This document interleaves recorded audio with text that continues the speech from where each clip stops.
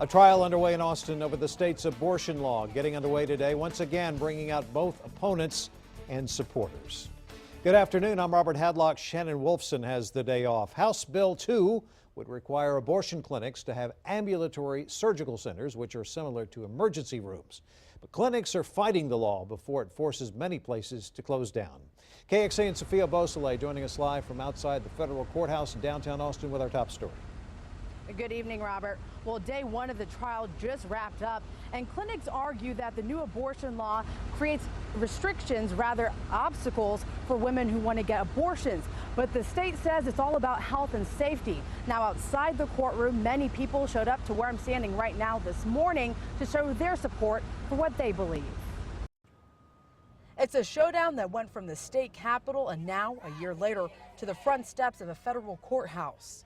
We fought against this bill last year, and we continue to fight it because nothing in HB 2 does anything to improve the health or safety of the abortion procedure. Opponents of House Bill 2 say its requirements for ambulatory surgical centers will force all but 6 clinics to shut down, leaving women south and west of San Antonio without a clinic and a 3-hour drive to get an abortion.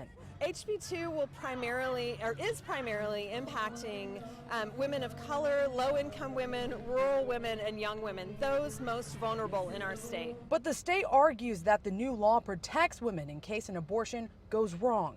I have walked through it, and I can tell you it's devastating. Penny Logan has had 3 abortions, but is now a pro-life supporter. And so this morning we pray that light would be provided for those who work in this industry of abortion. And while both sides stick to their beliefs and protest outside, the bill's fate will ultimately be in the hands of a federal judge inside the courtroom. Now the trial resumes tomorrow morning at 9 o'clock. I'll be inside the courtroom to give you updates. And now this trial is expected to last until Thursday. Reporting live from downtown Austin, Sophia Beausoleil, KXAN News.